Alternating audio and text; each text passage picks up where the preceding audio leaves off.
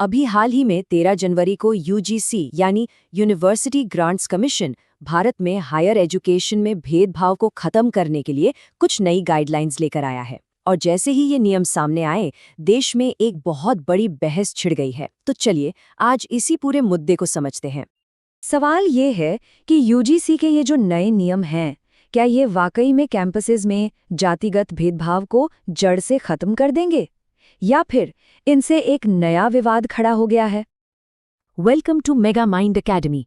यहाँ हम education reforms और सोशल इश्यूज को फैक्ट्स, कानून और एग्जाम के नजरिए से डिकोड करते हैं। तो आज हम क्या क्या देखने वाले हैं? सबसे पहले समझेंगे कि इन नियमों का बैकग्राउंड क्या है, फिर देखेंगे यूजीसी के ये नए रूल्स असल में हैं क्या, इनके मकसद क्या हैं, और फिर बात करेंगे उन 4 बड़ी आलोचनाओं की जो इन पर हो रही हैं। साथ ही देखेंगे कि इसके रिस्क्स क्या हैं, और आखिर में द बिगर पिक्चर, एक नतीजा निकालने की कोशिश करेंगे। तो चलिए शुरू करते हैं। सबसे पहले ये समझना बहुत जरूरी है कि आखिर इन नियमों को लाने की नौबत आई ही क्यों, और इसकी कहानी आज की नहीं है। ये शुरू होती है साल 2007 से।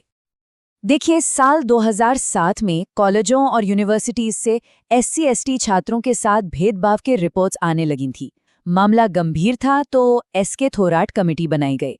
इसी कमेटी की सिफारिशों पर 2012 में यूजीसी ने पहली बार कुछ नियम बनाए, लेकिन बात बनी नहीं।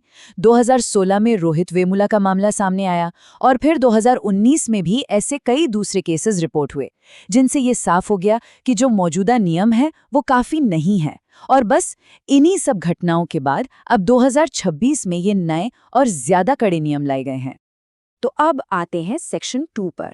जो पुराने रूल्स थे, उनकी कमियों को दूर करने के लिए ये नए नियम लाए गए। तो चलिए अब सीधे मुद्दे पर आते हैं और देखते हैं कि नए नियमों में आखिर ऐसा है क्या जो इन्हें इतना जरूरी भी बना रहा है और इतना कंट्रोवर्शियल भी। जो सबसे बड़ा बदलाव है वो ये है कि अब हर कॉलेज और यूनिवर्सिटी को 3 बॉडीज बनाना कंपलसरी होगा। पहली, इक्वल अपॉर्चुनिटी सेल, जिसका काम होगा सबके लिए बराबरी सुनिश्चित करना। दूसरी, इक्विटी कमेटी, जो पॉलिसीज को देखेगी, उन्हें लागू करवाएगी। और तीसरी, इक्विटी स्क्वाड, ये समझ लीजिए कि ये ऑन ग्राउंड टीमें होंगी जो कैंपस के माहौल पर नजर रखेंगी। इसके अलावा भी बहुत कुछ है। अब 24 घंटे मतलब कभी भी शिकायत दर्ज कराई जा सकेगी। और एक बहुत इंपॉर्टेंट बात, पहली बार SC/ST के अलावा OBC समुदाय को भी इन नियमों के दायरे में लाया गया है। ये एक बड़ा कदम है। साथ ही अब इंस्टीट्यूट्स को रेगुलर रिपोर्ट देनी होगी और सरकारी अथॉरिटीज भी आकर इंस्पेक्शन कर सकती हैं। और जो वंचित छात्र हैं, उनके लिए फाइनेंशियल और एकेडमिक हेल्प का भी प्रोविजन रखा गया है। अगर आप भी एजुकेशन रिफॉर्म्स और सोशल जस्टिस जैसे मुद्दों को करीब से फॉलो करते हैं, तो हमारे इस विश्लेषण को एक लाइक जरूर करें। अब आते हैं सेक्शन 3 पर, यानी इन नियमों का असल मकसद क्या है। देखिए, गोल तो बिल्कुल सीधा और साफ है, कैंपस को हर तरह के भेदभाव से मुक्त बनाना। और इसी के लिए भेदभाव यानी कि डिस्क्रिमिनेशन की परिभाषा को भी अब और बड़ा कर दिया गया है। मतलब अब डिस्क्रिमिनेशन का मतलब सिर्फ जाति के आधार पर बुरा बर्ताव नहीं होगा। इन नए नियमों के तहत अगर किसी के साथ धर्म, लिंग, जन्म स्थान या फिर डिसेबिलिटी के आधार पर भी कोई अनफेयर ट्रीटमेंट होता है, तो उसे भी भेदभाव ही माना जाएगा। तो ये सब सुनने में तो काफी अच्छा लग रहा है ना, लेकिन तो फिर इस पर इतना विवाद क्यों हो रहा है? चलिए अब कहानी के दूसरे पहलू पर आते हैं। देखते हैं इन नियमों से जुड़ी 4 मुख्य आलोचनाएं क्या हैं।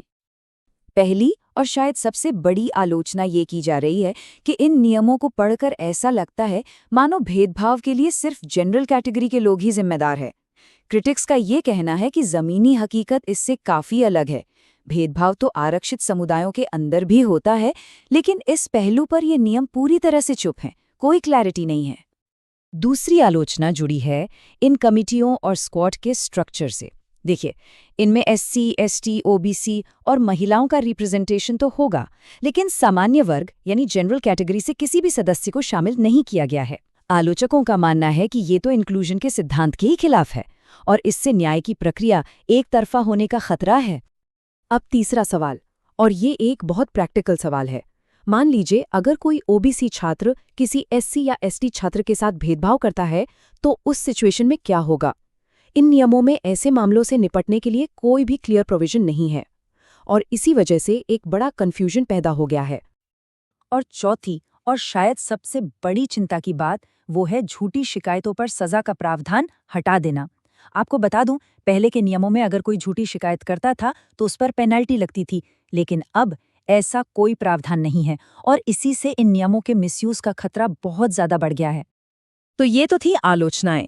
अब सेक्शन 5 में देखते हैं कि इन आलोचनाओं से कुछ और बड़े खतरे और चिंताएं क्या निकलकर सामने आ रही हैं, जो कैंपस के माहौल पर बहुत गहरा असर डाल सकती हैं। देखिए, एक बड़ा फर्क ये है कि 2012 के जो पुराने नियम थे वो मेनली स्टूडेंट्स पर फोकस थे, लेकिन ये जो नए नियम हैं इनका दायरा बहुत बढ़ा दिया गया है। अब इनमें स्टूडेंट्स, टीचर्स और कॉलेज का पूरा स्टाफ सब कवर होते हैं। और इसी वजह से एक डर ये पैदा हो गया है कि कहीं इन नियमों का गलत इस्तेमाल टीचर्स के खिलाफ ना होने लगे। सोचकर देखिए, अगर कोई टीचर किसी स्टूडेंट के बुरे बर्ताव या खराब एकेडमिक परफॉर्मेंस पर कोई एक्शन लेता है, तो क्या होगा? हो सकता है कि वो स्टूडेंट इसे भेदभाव का मामला बनाकर शिकायत कर दे।